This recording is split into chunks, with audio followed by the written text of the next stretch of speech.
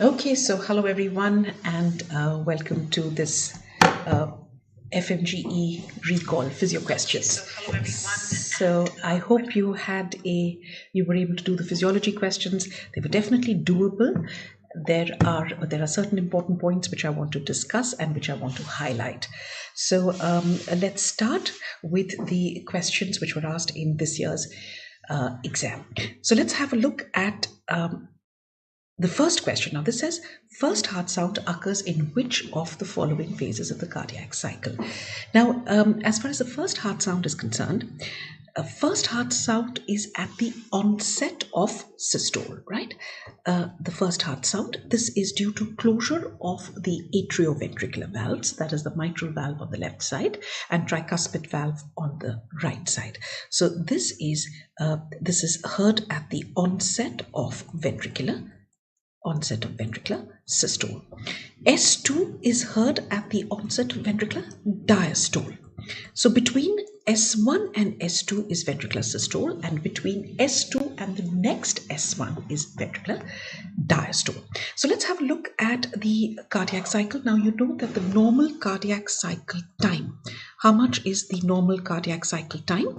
This is 0.8 seconds. 0.8 seconds. How do we get the cardiac cycle time? Again, a question which has been asked. You will take 60 divided by the heart rate in 1 minute. That will give you the time taken for the completion of one cardiac cycle. So normally the resting heart rate is 70 beats per minute. So 60 divided by 70, that gives me a cardiac cycle time of 0.8 seconds. Now these divisions which I have drawn over here, this is 0.1 second. So let's see, this is one cardiac cycle. So this is, let's say, 0 seconds.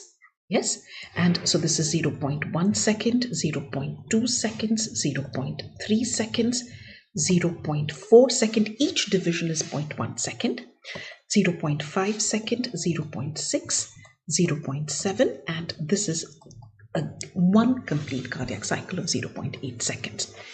Now the ventricles will contract for 0.3 seconds. Ventricular systole is for 0.3 seconds. This is ventricular systole.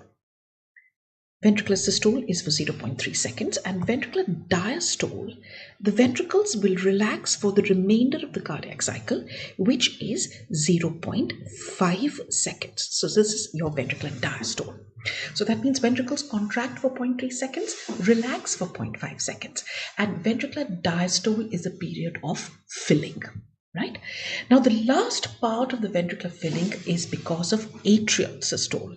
So atrial systole occurs here. Atrial systole is for 0.1 second. This is responsible for the last part of the ventricular filling. This is responsible for almost 25% of the ventricular filling, which occurs towards the end of ventricular diastole.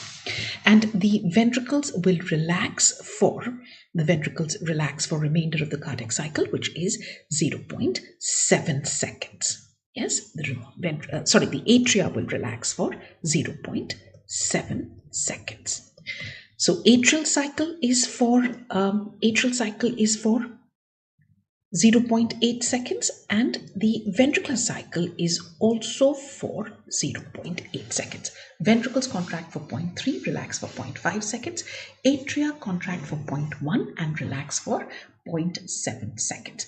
Atrial contraction or the atrial systole is responsible for the last part of the ventricular filling. So once we've got these basics once we've got the basics, now let's go on to a little more detail. Heart sounds of the cardiac cycle. So I've made the divisions here. You can see this is the ventricular systole here, 0.3 seconds, and ventricular diastole, 0.5 seconds. There are 3 phases of ventricular systole. Ventricular systole is the 3 phases. Star Sarabjit ENT Academic Head Allen.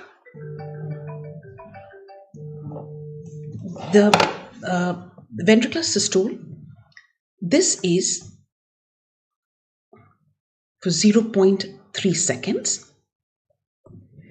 Ventricular systole has got 3 phases, and that is isovolumetric contraction phase, the rapid ejection phase,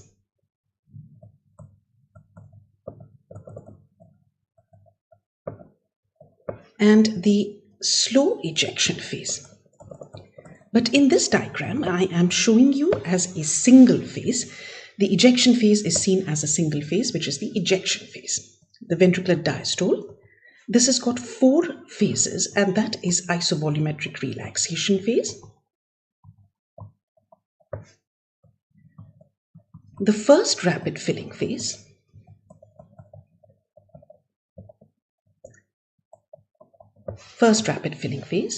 then diastasis, and the second rapid filling phase.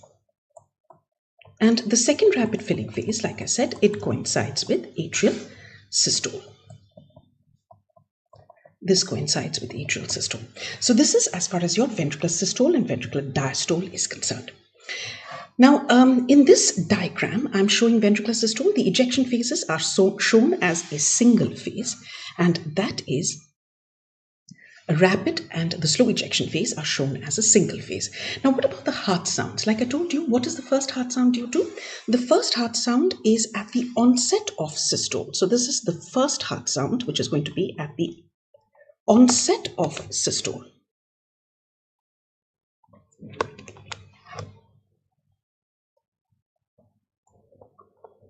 Second heart sound will be at the onset of diastole. First heart sound at the onset of systole, second heart sound at the onset of diastole. First heart sound due to closure of the atrioventricular valves, second heart sound due to closure of the semilunar valves, which is the aortic and the pulmonary valves. The third heart sound will be heard in the first rapid filling phase. And what is the reason for the third heart sound? Third heart sound is due to a rapid flow of blood, a rapid inrushing of blood from the atrium into the ventricles in the first rapid filling phase. The fourth heart sound will be heard in the second rapid filling phase, and the fourth heart sound coincides with atrial systole. Now please remember, fourth heart sound is not heard normally. Fourth heart sound will be heard in conditions of decreased ventricular compliance. And then you have the first heart sound, which marks the onset of the next cardiac cycle. So what you have between S1 and S2 is the ventricular systole, and what you have between S2 and the next S1 is ventricular diastole. What you hear in ventricular diastole are 2 heart sounds, S3 and S4. S3 in the first rapid filling phase, S4 in the second rapid filling phase. S3 because of a rapid inrushing of blood from the atrium into the ventricles, and S4 is heard in conditions of decreased ventricular compliance. See, what do you mean by ventricular compliance? Ventricular compliance means ventricles are compliant chambers. They tend to distend as they are getting filled with blood. Right? They tend to distend as they are getting filled with blood, and conditions such as left ventricular hypertrophy, ventricular compliance reduces. So when the atria contract the ventricles instead of expanding, if they do not expand, that produces a sound which is known as the fourth heart sound. So these are your heart sounds with the cardiac cycle. Right? So S1 is at the onset of ventricular systole, S2 at the onset of ventricular diastole. So when you hear the first heart sound will be heard at the occurs in which of the following phases of the cardiac cycle? This will be at the onset of ventricular systole, and the first phase of ventricular systole is isovolumetric contraction phase. Isovolumetric contraction phase. So this is your first heart sound. So a simple question, but an important question. Yes, let's go on to one brief one additional point about the cardiac cycle, and what is the ECG with the cardiac cycle? Again, a question which is very, very commonly asked, and let's discuss that. Now, when you look at the ECG, you have the ECG has a P wave, which is due to atrial depolarization, a QRS complex, which is due to ventricular depolarization, and a T wave, which is due to a ventricular repolarization, right? So P wave, QRS complex, and T wave. And always remember, in a muscle, electrical activity is followed by mechanical activity. See, what is ECG? ECG is nothing but a graphical representation of the sum total of electrical activity which occurs in the heart from one beat to the next. Right? So P wave, which is atrial depolarization, will be followed by atrial systole. So if I can see this over here, P wave will occur just before atrial systole. So this is your P wave, right? P wave will be just before atrial systole. QRS complex. QRS complex is the ventricular depolarization, and QRS complex is followed by peak of R wave is followed by the first heart sound. Right? So QRS complex, ventricular depolarization followed by ventricular systole. When does the ventricular systole start? It starts just after the peak of R. And T wave, which is the ventricular repolarization, this is followed by the ventricular diastole. Right? So this is your ECG with the cardiac cycle. Right? So again, QRS complex and so on. So remember, first heart sound occurs just after the peak of R. Second heart sound will be at the end of T wave. Third heart sound is between T and the next P. Fourth heart sound, which is due to atrial systole, will occur in the PR interval. Once again, first heart sound just after the peak of R. Second heart sound at the end of T. Third heart sound between T and the next P, which is called the TP segment. And fourth heart sound, if present, will be heard in the PR interval. I hope you've followed all these important points about the cardiac cycle. Sumit Sharma, Nitish, I hope you are you've understood the points which I am trying to make. Any questions? Please ask. Please feel free to ask. All right, now let's have a look at the next question. Again, another interesting question. This time the physiology part in the FMGE exam was actually had very interesting questions and very, very doable questions. But like I said, let's discuss all the finer points about these topics. So if a person starts consuming more sodium suddenly, which of the following statements is correct? Now, what is going to happen if a person starts consuming more sodium suddenly? Now, increase in the ECF sodium, more sodium consumption would mean there is more ECF sodium. Increase in ECF sodium will also increase the ECF volume. The moment, because you must remember that the most important osmotically active particle in the ECF is sodium. More sodium means there is also going to be more water reabsorption, and there is going to be an increase in the ECF volume. The moment there is an increase in ECF volume, it stimulates the atrial stretch receptors. It stimulates the atrial stretch receptors, right? It stimulates the atrial stretch receptors. And if the atrial stretch receptors are stimulated, two things are going to happen. Number one, there is increased secretion of ANP, atrial natriuretic peptide. And there is a decreased secretion of ADH. Now, what happens if there is increase in ANP? This will cause a natriuresis. This will cause a natriuresis, right? And natriuresis means loss of sodium. Yes. So what will happen to sodium excretion? Increases. This is the way the body maintains sodium balance, right? Decrease in ADH, decrease in anti-diuretic hormone means there is going to be a diuresis, which increases the water loss and again helps to maintain the ECF volume. Are we okay with that? So this is natriuresis and diuresis. Are we okay with that? Right. So this is these are the two things which are going to happen. So more sodium reabsorption, more intake of sodium means there is going to be more excretion of sodium, not a less excretion of sodium. Decreases thirst? No. In fact, when there is increase in sodium intake, if there is increase in the ECF sodium, it increases the plasma osmolarity. And if it increases the plasma osmolarity, it stimulates the osmoreceptors. It stimulates the osmoreceptors. And when it stimulates the osmoreceptors are located in the anterior hypothalamus. Anterior hypothalamus, yes. And this in turn will send excitatory impulses to the lateral hypothalamus. Lateral hypothalamus is the thirst center. Right? Lateral hypothalamus is the thirst center, which in turn will increase thirst. So there is going to be an increase in thirst, not a decrease, but an increase in thirst. Is there an decrease in ECF volume? No, there is going to be an increase in the ECF volume. Right? So this is what is going to happen in if a normal individual starts consuming more sodium suddenly. This is what is the body will help to maintain a sodium balance. All right. So let's have a look at the next question. It says, which of the following statements is true about the GFR? So Vikas Shorin says, when will we have the ECG class? So Vikas, if in case you're a first MB student, the ECG class has already been held, and the video must be available on your the videos section. Also, it is done in the practical part. The video is available for the practicals. And if you are a regular batch student, then the ECG is taken by Medicine Sir, not by me, right? Okay. So which of the following is true about GFR? Now, as far as GFR is concerned, now there are two forces which favor filtration and two forces which oppose filtration. Which are the two forces which favor filtration? That is going to be PGC and BC. These are two forces which are going to favor filtration.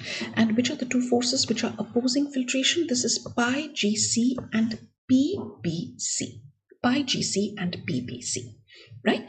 So what is my net filtration? Now what is PGC? PGC is hydrostatic pressure of the glomerular capillaries, right? What is PGC? This is the glomerular capillary hydrostatic pressure. Now, what do you mean by a hydrostatic pressure? Hydrostatic means it is pressure due to a column of liquid. More the flow into a capillary, more will be this hydrostatic pressure. Right? So glomerular capillary hydrostatic pressure. And what is BGC? BGC is the glomerular capillary colloid osmotic pressure. Right? Glomerular capillary colloid osmotic pressure. So this is PGC and BGC. And what is BBC? Hydrostatic pressure of the Bowman's capsule, and BC is the colloid osmotic pressure of the Bowman's capsule. So these are your four pressures which affect filtration. But which are the two forces which are favoring filtration? That is PGC and BC, and that is why they are taken as positive. GC and BBC oppose filtration. The largest force, of course, is PGC. Yes, and how much are the normal values? Normal values here are, of course, this is 45, GC is 20, BBC is 10, and BC is 0. Why is BC 0? Because we must remember colloid osmotic pressure is due to proteins. And normally, there are no proteins which are present in the Bowman's capsule. So BC will be 0. So what is my net filtration pressure? This is 45 minus 20 minus 10, which is going to be 15 millimeters of mercury. This is the net filtration pressure. Values will be different in different books. Some books say net filtration pressure is 15 millimeters of mercury. Others say 10 millimeters of mercury, but better answer is 15. And 15 is what is given in Genong. So it is safer to stick with 15 in case value of the net filtration pressure is asked. Now GFR is directly proportional to the net filtration pressure, and if it is directly proportional to the net filtration pressure, if I want to remove the proportionality sign, bring an equal to sign, then I have to multiply it by a constant, and that constant is Kf, right? Kf, and Kf is what is known as your ultrafiltration constant. This is your ultrafiltration constant, which is a product of permeability and the surface area. Permeability and the surface area. So the factors which are going to affect GFR will be the permeability of the glomerular filtration membrane, surface area, PGC, BGC, BBC, and BC. 6 factors which are going to affect GFR: permeability, surface area, PGC, BGC, BBC, and BC. Right? So these are the factors affecting filtration. Now let's have a look at this question. It says, which of the following statements is true about GFR? Increase in renal plasma flow increases GFR? Yes, because when you increase the renal plasma flow means more flow into the glomerular capillaries. Increasing the renal plasma flow means you're increasing the hydrostatic pressure of the glomerular capillaries, which is going to increase the GFR. Remember, I told you PGC is a force which is favoring filtration. Right? Increase in sympathetic function. Let's look at the other options as well. Increase in sympathetic function leads to increase in GFR. When you increase the sympathetic discharge, it causes a afferent arteriolar constriction. If there is an afferent arteriolar constriction, it decreases the flow into the glomerular capillaries. And decreasing the flow into the glomerular capillaries means it decreases the PGC. If it decreases PGC, what will happen to the GFR? It will reduce the GFR, right? It reduces the GFR, isn't it? Please remember, hydrostatic pressure means pressure due to a column of liquid. Less the flow into a capillary, less the hydrostatic pressure. So less will be the GFR. So this is not my answer. Afferent arteriolar constriction increases GFR. This is also not my answer. I just explained it to you. Afferent arteriolar constriction means decreased flow.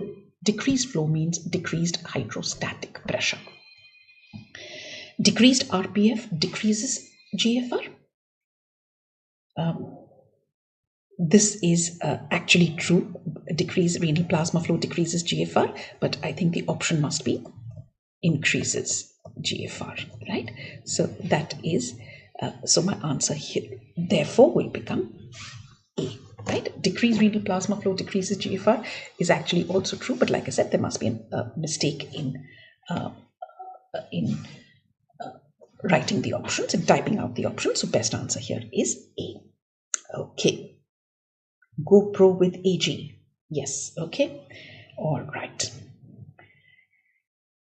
Okay, so this part should be clear. Yes, more the flow into the glomerular capillaries, more will be the PGC and more the GFR. Less flow into the glomerular capillaries, less PGC, less GFR. Okay, let's look at the next question. Any questions so far? Yes, Sumit, Nitish, Vikas, GoPro with AG. Okay, any questions so far? All right. So next is large V wave on JVP is seen in which of the following? Now, again, a little bit, let's revise JVP. And JVP, again, is an important topic as far as from an examination point of view. Now, firstly, JVP. Where do you see the JVP? JVP is always seen on the right side. And why on the right side? This is because why do we see it on the right side? This is because the right internal jugular vein is in direct communication with the right atrium. So any pressure changes in the right atrium will be reflected in the right internal jugular vein, right? So this is your JVP. Right, this is seen on the right side. Right internal jugular vein is in direct communication with the right atrium. Second important point, JVP is better seen than felt. The carotid pulse is better felt than seen, but JVP is better seen than felt. JVP is, it has a definite upper level. It has a definite upper level, isn't it? If you remember, how do we see the upper level of JVP? You've been taught in your physiology practicals, you will place the patient at an angle of 45 degrees and 30 to 45 degrees, and then you can see the JVP.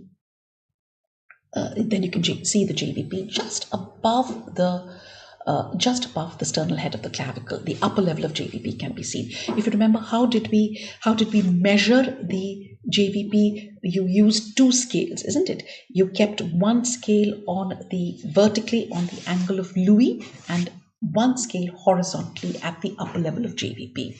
Then you measure the distance and you add 5 centimeters. Isn't it? Why do we add 5 centimeters? Because the distance from the angle of Louis, or the sternal angle, to the center of the right atrium is 5 centimeters. And that is how you measure the JVP in centimeters of water. Right? So these important points: JVP to be seen on the right side, because right internal jugular vein is in direct communication with the right atrium. It is better seen than felt. It has a definite upper level, and you can measure this upper level like by placing the patient or the subject at an angle of 45 degrees. You will be able to see it, and then you can measure it by using two scales. Yes. Then what happens to the upper level during inspiration? The upper level of JVP falls during inspiration. Yes. Then the JVP has got multiple positive and multiple negative waves. Multiple positive and multiple negative waves. Now, what is a positive wave? A positive wave means it is an outwardly directed wave. Negative wave means it is an inwardly directed wave. So it has got multiple positive and multiple negative waves.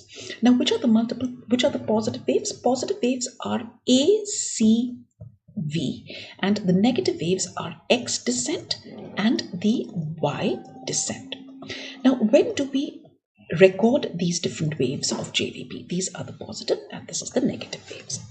So let's see, when do we record these waves? Now again, I've got the cardiac cycle here. So let's see, when do we record the positive and the negative waves? A wave is atrial systole. So A wave will be recorded somewhere here. This is A wave. It coincides with atrial systole. It's a positive wave, outwardly directed wave. So A wave of the previous cycle will be here, end of ventricular diastole. This is your A wave. Then you have C wave. C wave is due to bulging of the closed tricuspid valve. This is due to bulging of the closed tricuspid valve into the right atrium during isovolumetric contraction. This is due to bulging of the closed tricuspid valve into the right atrium during the isovolumetric contraction phase. Then you have an X descent. X descent.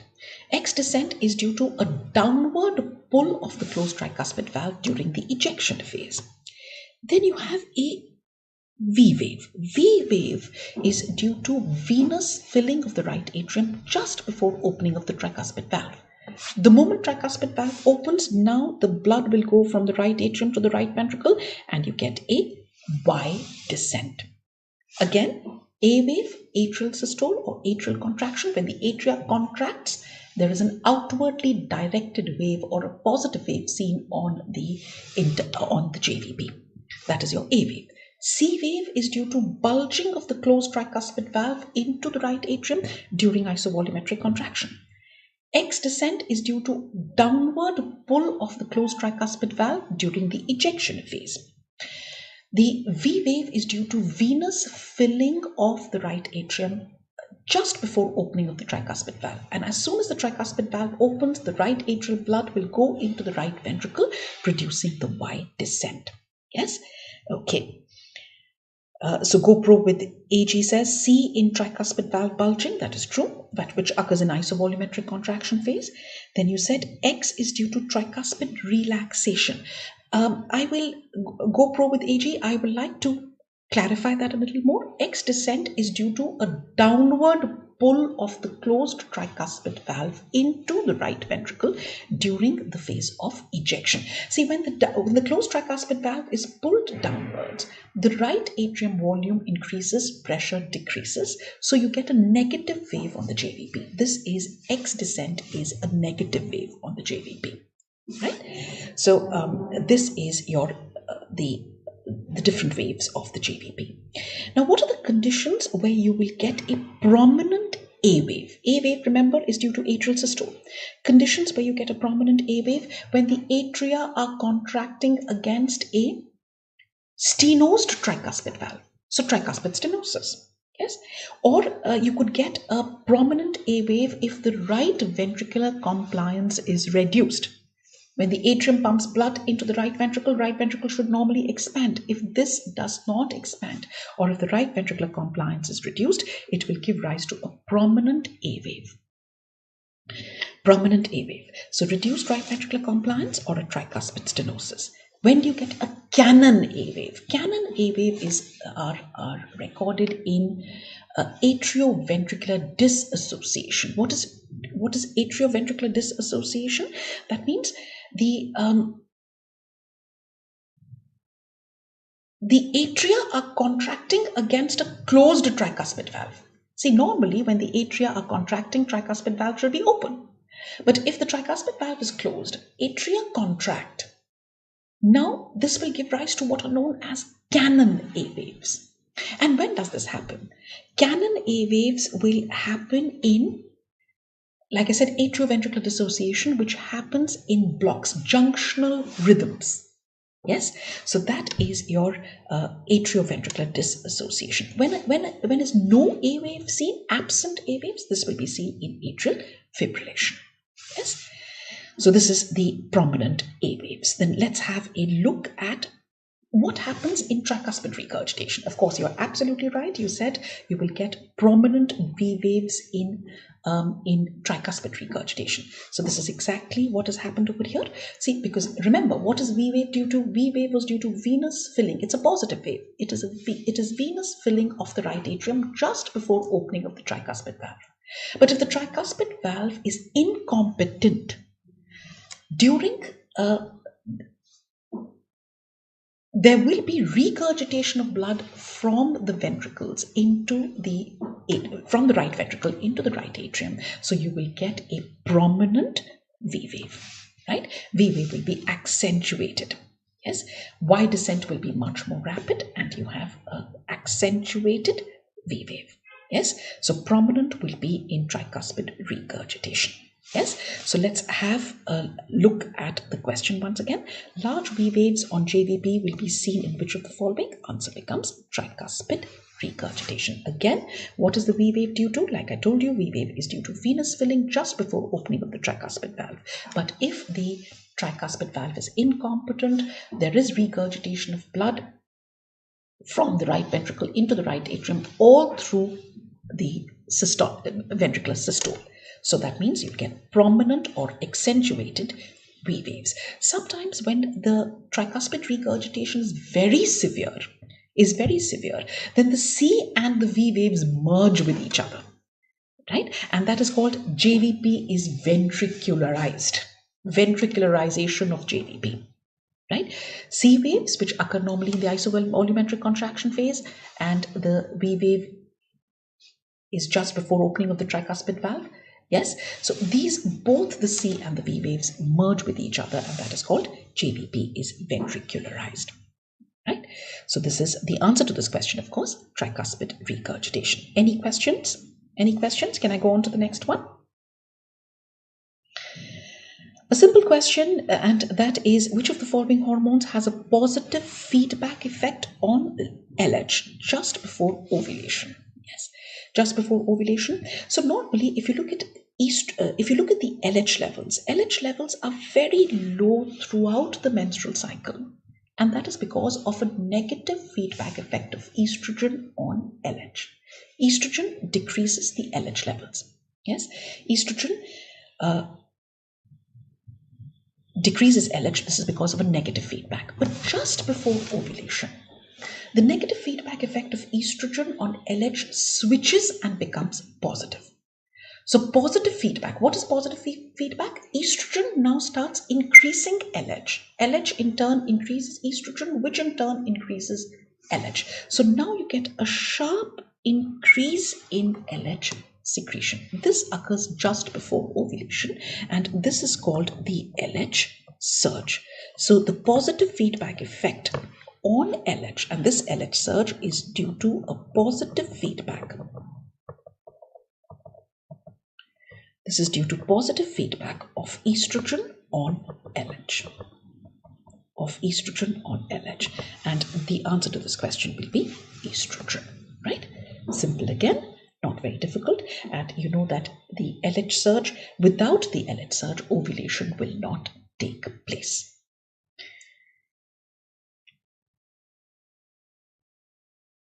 Let's have a look at the next question. It says, a patient has a unilateral drooping of eyelid,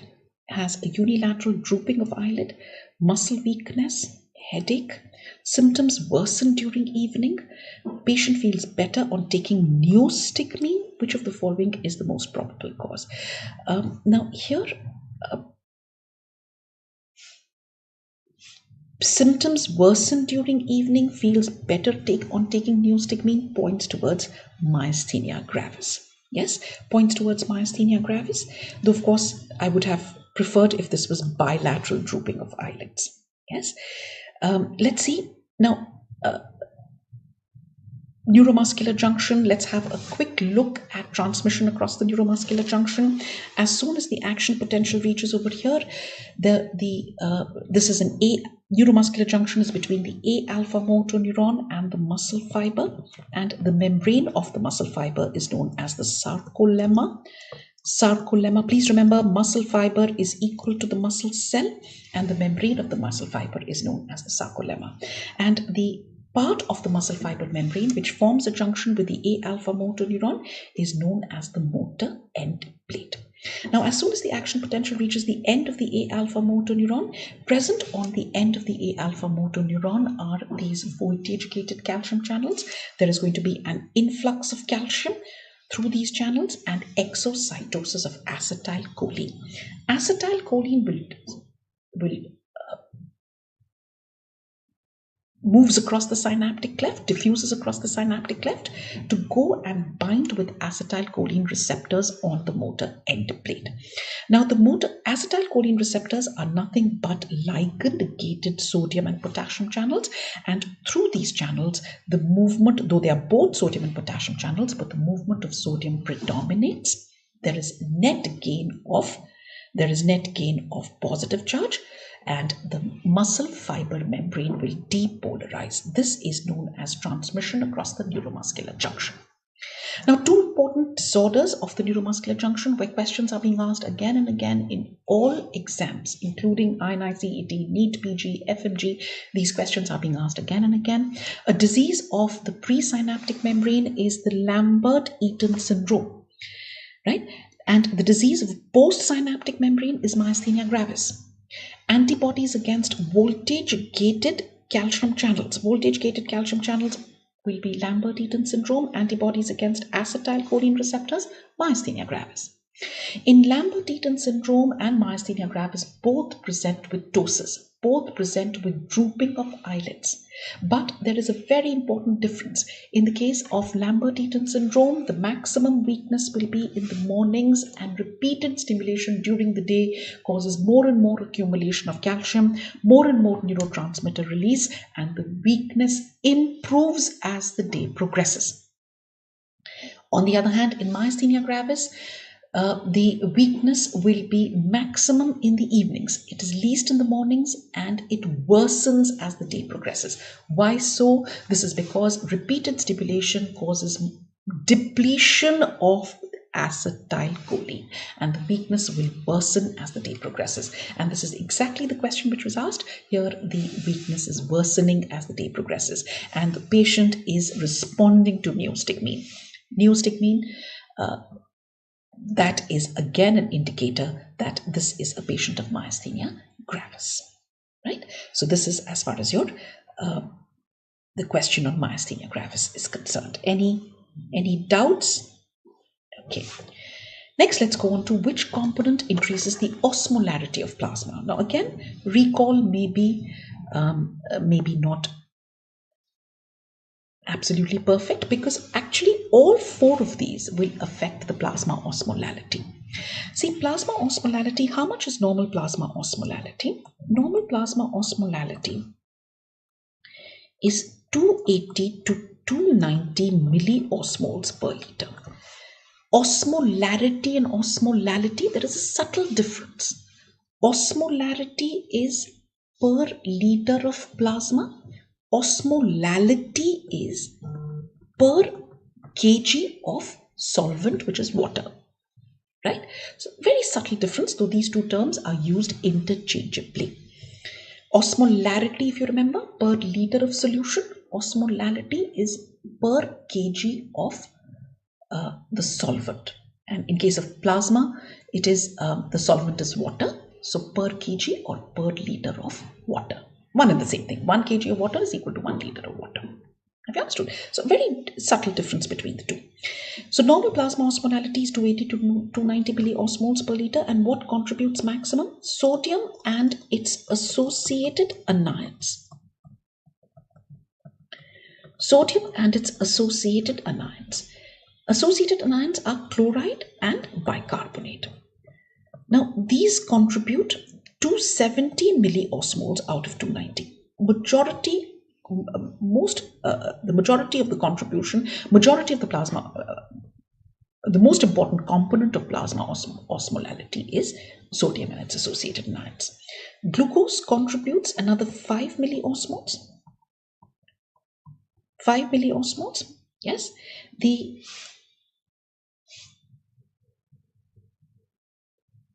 urea contributes another 5 milliosmoles to plasma osmolality. Plasma proteins, they contribute only 2 milliosmoles out of 290. And remaining ions, when I say remaining ions, would mean potassium, phosphate, sulfates, etc. They contribute another 8 milliosmoles to plasma osmolality, giving you a total of 290 milliosmoles per liter. So what is contributing maximum to plasma osmolality is sodium and its associated anions. Right? Now, actually, if you look at this, all four of them are contributing to osmolality. Yes, but which is going to be the most important one? Will be sodium. Yes, sodium is the one which will cause a maximum increase in plasma osmolality. So I think most of you have got this question correct. Dr. Dean said magnesium. No, I don't think magnesium was in the options. All right. Now, which of the following is a correct statement? Now, this is a question on clearance. Now, let's look at the basics of clearance first. Now, what do you understand by clearance? Firstly, what is the definition of clearance? Clearance of a substance is volume of plasma. Clearance of a substance is volume of plasma cleared of that substance, volume of plasma cleared of that substance, or free of that substance, in unit time, right?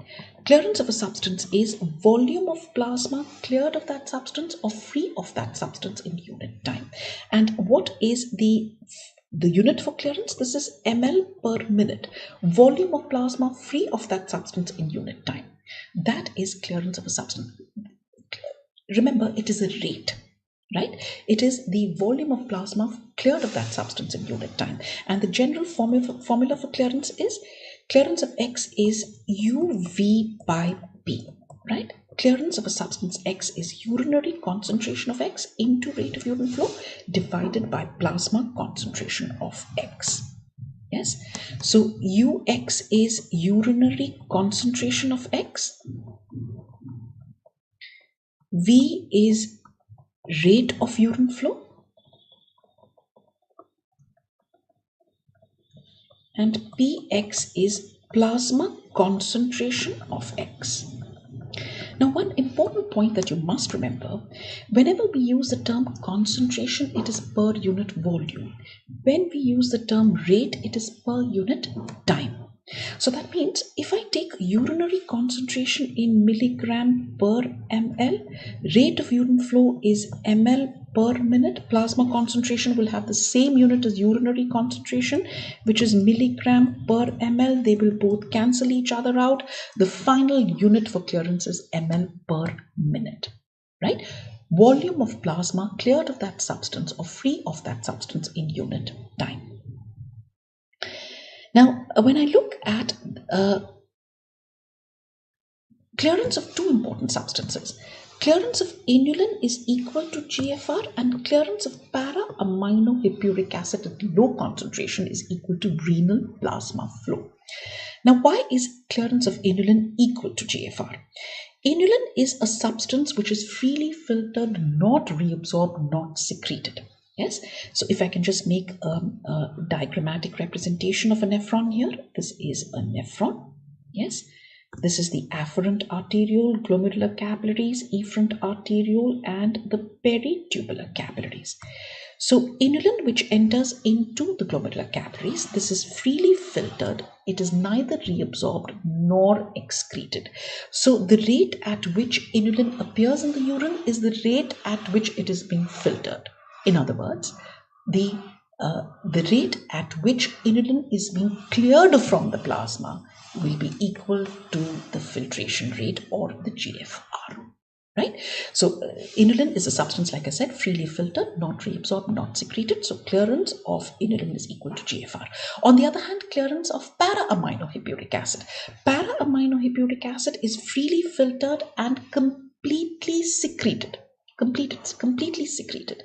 So the rate at which para-aminohippuric acid is being eliminated or removed from the plasma is the rate at which it is entering the glomerular capillaries. So in other words, clearance of para-aminohippuric acid in low concentration will be equal to the renal plasma flow. Now, like I said, clearance of inulin is equal to GFR. Yes, I've explained that to you. Now, if inulin is a substance which is freely filtered, not reabsorbed, not secreted. So, if a substance is reabsorbed would mean from the tubular fluid, it re-enters into the blood. So, that means if a substance is reabsorbed, its clearance will be less than the clearance of inulin. If a substance is reabsorbed, its clearance is less than the clearance of inulin. Why? Clearance will be less than the clearance of inulin because now the substance is re-entering into the plasma. So the volume of plasma free of that substance in unit time will be less, like I said, than the clearance of inulin. Yes? If a substance is secreted, when I say secreted, that means it comes from the plasma into the tubular fluid. So its clearance is more than the clearance of inulin. Now the rate at which this substance is being removed from the blood or from the plasma will be more than the rate at which inulin is being removed. In other words, again, please, if a substance is reabsorbed, its clearance will be less than the clearance of inulin. If a substance is secreted, its clearance will be more than the clearance of inulin. So coming back to the question, now this says, which of the following statements is correct? Inulin clearance is little more than the creatinine clearance. Now, creatinine is a substance which is freely filtered and slightly secreted. So, creatinine clearance is in fact slightly more than the inulin clearance, or in other words, inulin clearance is a little less than the creatinine clearance, right? Little less. Creatinine clearance is, it's kind of A is equal to B, B is equal to A, that sort of stuff, right? So creatinine clearance is in fact slightly more than the inulin clearance because creatinine is freely filtered and creatinine clearance is slightly more than the inulin clearance because it is freely filtered and slightly secreted, right? So answer here will become inulin clearance is little less than creatinine clearance. Okay. Now now what about urea and inulin? If you compare the two. Now, urea is a substance which is freely filtered and partly reabsorbed. And what did I tell you a little while back? That if a substance is reabsorbed, its clearance is going to be less than the clearance of inulin, right? So that is not there in the options. So both of these are going to be incorrect. Urea clearance will be less than the clearance of inulin. So let's have a look at a very interesting graph. Yes. Now this has got plasma concentration on the x-axis and clearance in ml per minute is on the y-axis. Now this is the clearance of inulin, and I've already told you this is equal to GFR, and this will be 125 ml per minute. All substances which are reabsorbed will have a clearance which is less than the clearance of inulin, and all substances which are secreted will have a clearance which is more than the clearance of inulin, right? So B here is the clearance of creatinine, slightly more than the clearance of inulin. A here is the clearance of para-aminohippuric acid. At low concentration, para-aminohippuric acid is freely filtered and completely secreted. At low concentration, clearance of para-aminohippuric acid is equal to renal plasma flow. But in higher concentrations of para-aminohippuric acid, there is an incomplete secretion of para-aminohippuric acid, so its clearance starts reducing.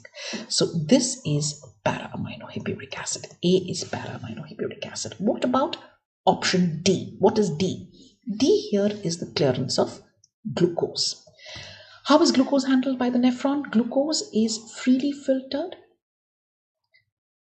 and completely reabsorbed below renal threshold, isn't it? So if it is, now what is the general formula for clearance? UV by P. Below renal threshold. What is renal threshold? Renal threshold is the plasma concentration beyond which glucose begins to appear in the urine.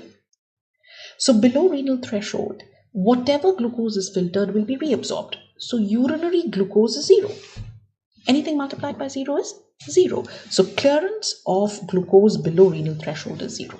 But as soon as the plasma concentration of glucose reaches renal threshold and goes beyond renal threshold, glucose begins to appear in the urine and the clearance of glucose will increase, but is always less than the clearance of inulin, because glucose, at least some amount of glucose, is going to be reabsorbed. Okay. So this is a very interesting graph, and remember, clearance of inulin equal to GFR.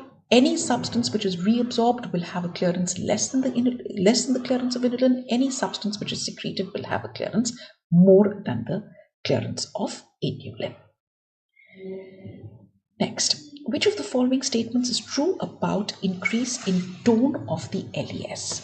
Yes. Now, which are the substances which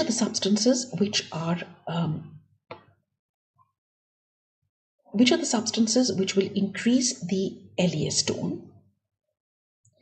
Let's have a look at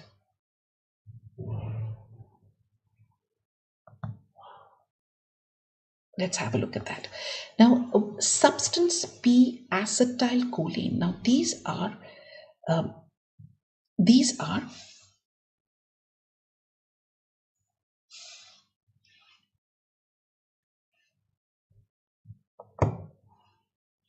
substance P and acetylcholine. Now, these are your just one second, please. Sorry.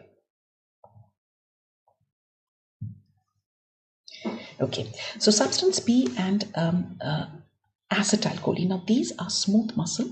They produce a smooth muscle contraction. So decreased substance P in LES will decrease the LES tone, but increasing the acetylcholine in the LES will increase the smooth muscle tone. Nitric oxide is a smooth muscle. The option was NO synthase. Increased nitric oxide. NO synthase is involved in the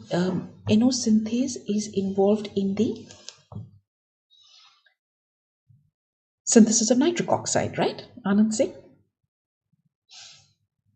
NO is a smooth muscle relaxant. Yes, substance B, acetylcholine, will be smooth muscle. They produce a smooth muscle contraction, but NO is a smooth muscle relaxant.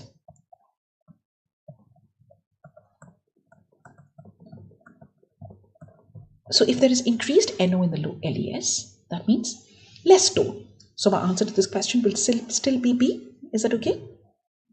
Decrease NO in the option.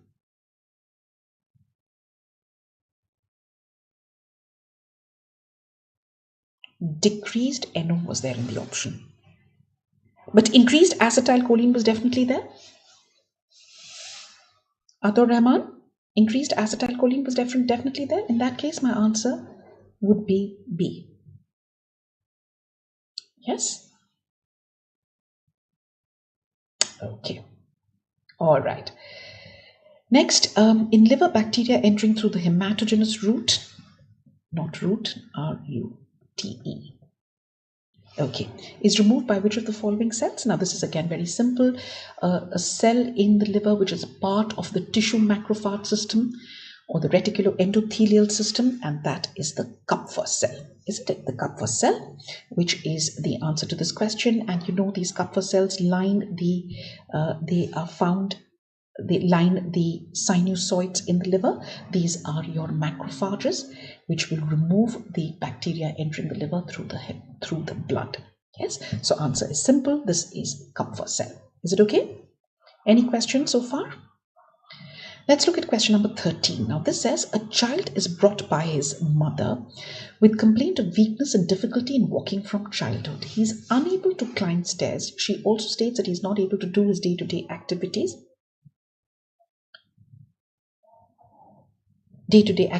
Upon inspection, his calves are bilaterally hypertrophied. Which of the following substance deficiency is the cause of the above problem? Now, this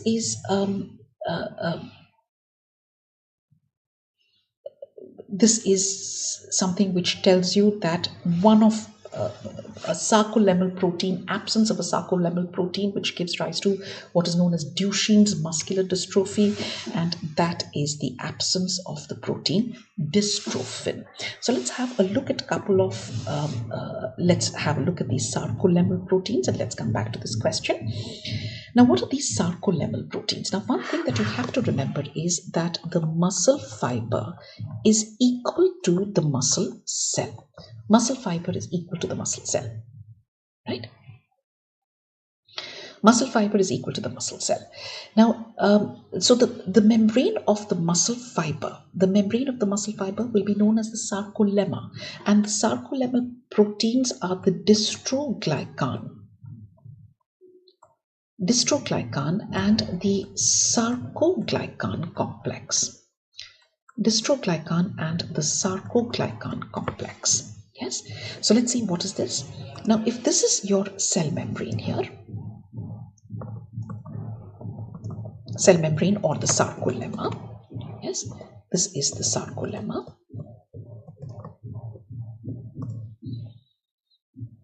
Right? Now, a protein which attaches the actin to the sarcolemma. Now, this is a rod-like protein. And this rod-like protein is known as dystrophin. This is one of the peripheral proteins of the sarcolemma. This attaches the actin. To another protein which is present in the sarcolemma, and that is known as the beta dystroglycan.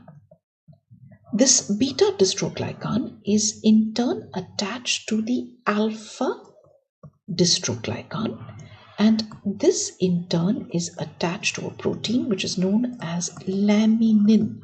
Laminin is present in the extracellular matrix. Yes, that's not a sarcolemmal protein. Which are the sarcolemmal proteins up to now? Dystrophin, dystroglycan. Another sarcolemmal protein, there is a globular protein which is called syntropin. Right? Another one which is called sarcospan. And then there is the sarcoglycan. There is an alpha, beta, gamma, delta. Alpha, beta, gamma, delta.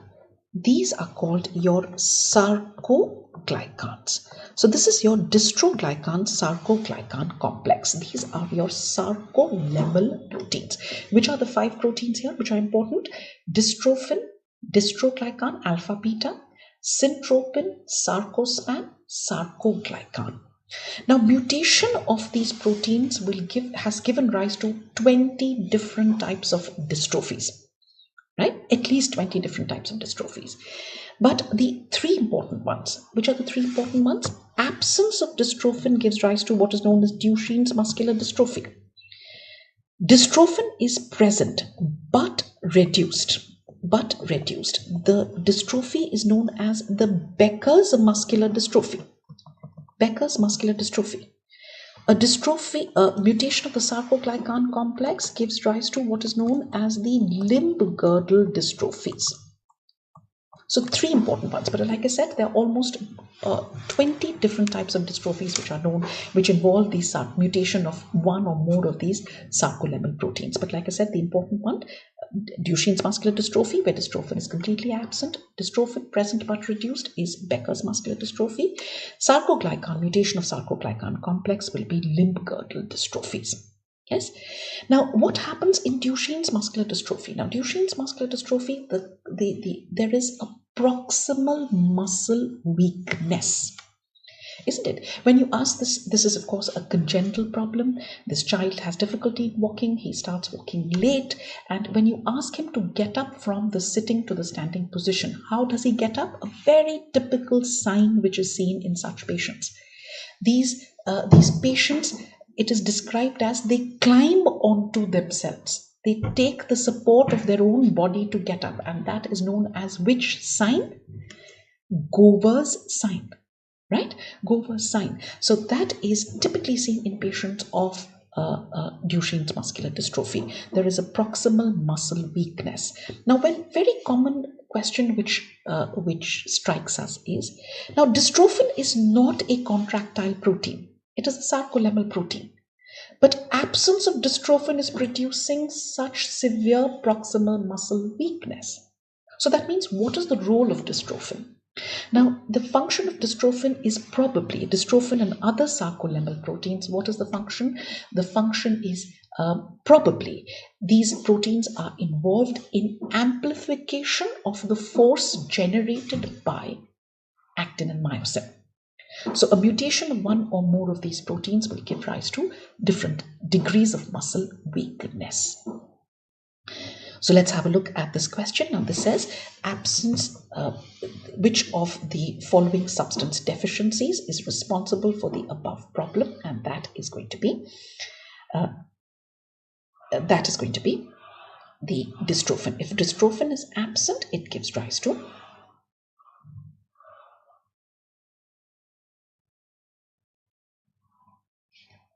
dystrophin is absent, it gives rise to what is known as the Duchenne's muscular dystrophy. Dystrophin is present, then it gives rise to present but reduced, that is Becker's muscular dystrophy. Titin is a protein which binds the Z line to the M line, and titin is a protein. Z line is between the two Z lines. You have the structural and the functional unit of the skeletal muscle, which is sarcomere. M line is in the middle of the sarcomere, and a protein which binds Z line to M line is titin. Titin is responsible for muscle elasticity. A mutation of titin gives rise to is one of the commonest causes of dilated cardiomyopathy. Dilated cardiomyopathy. It also gives rise to what is known as tibialis muscular dystrophy.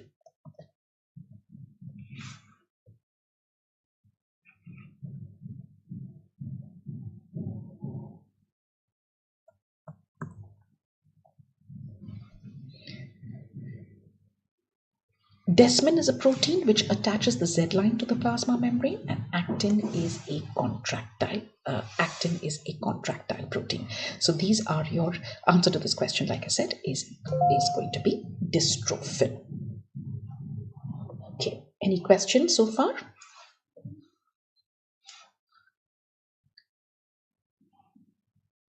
Okay.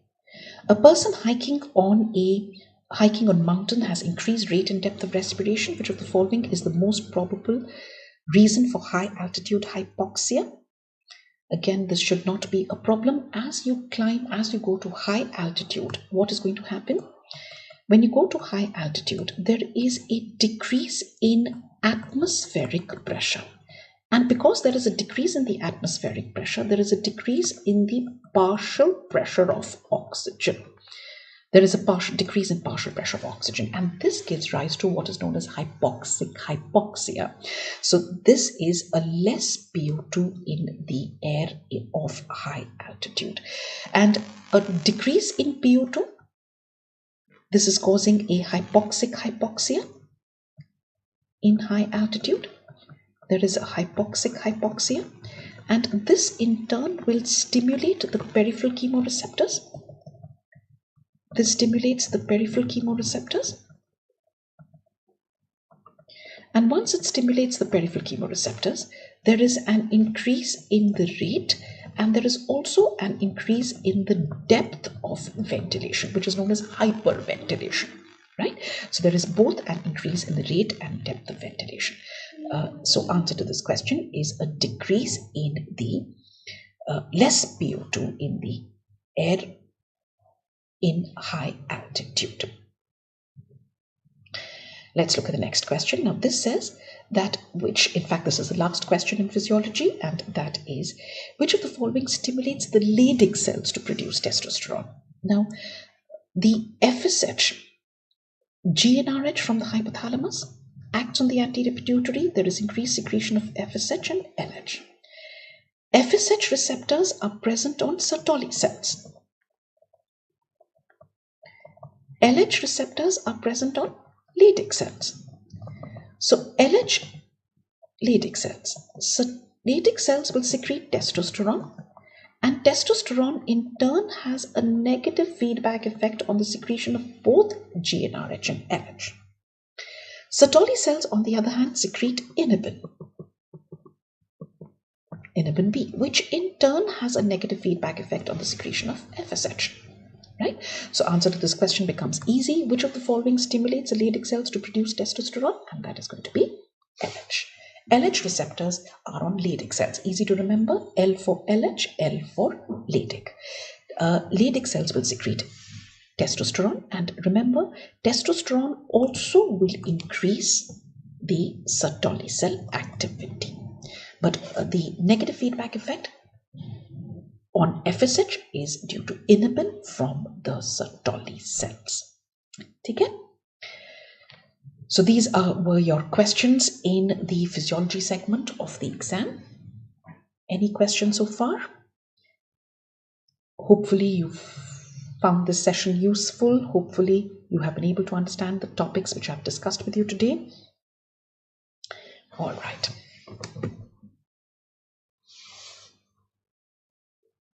Okay.